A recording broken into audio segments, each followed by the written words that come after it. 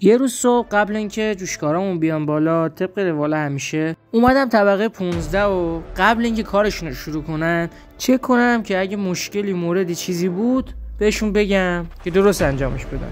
که دفعه مهندس زنگ زد و گفت نقشه‌های راپله آماده شد و بیا.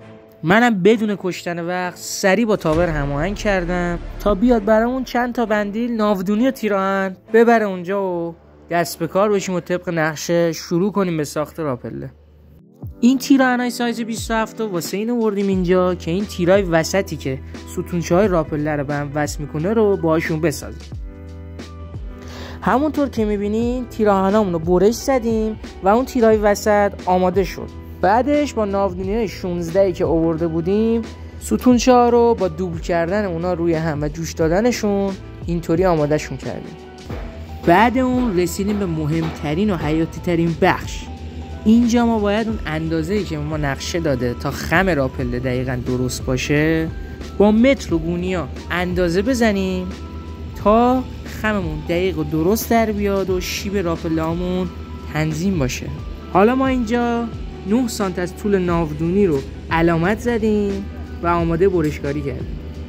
بعدش هوا برش رو آوردیم و اون جاهایی که علامت گذاری کرده بودیم و به این صورت ترتمیز برش دادیم و آماده شد واسه خم کردن. ناودونیا رو بعد از برشکاری دونه به دونه خم زدیم و روی هم چیدیم تا جوشکار بیاد و با دقت بالا همونطور که داری میبینی جوشاشون رو تکمیل کنه. سابسکرایب یادت نره مهندس.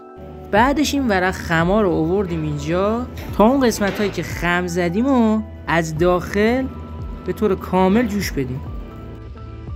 ورق خما رو دونه دونه تنظیم کردیم و داخل جان این ناودونیا گذاشتیم و کامل جوششون دادیم تا اون قسمت هایی که قبلا برش داده بودیم محکم بشه و بعدن موقع رفت آمد و اعمال بار نشکنه. بعدش اومدیم قطعاتی که ساخته بودیم و دونه دونه رنگ زدیم تا بعدن در اثر زنگ زدن و خوردگی آسیب نبینه. لایکو بزن مهندس. حالا قطعاتمون بعد از رنگ‌آمیزی آماده شدن که برن بالا و نصب بشن.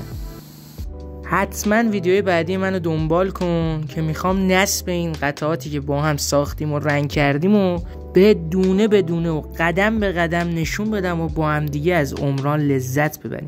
پس حتما چنل منو سابسکرایب کن و زنگوله رو بزن.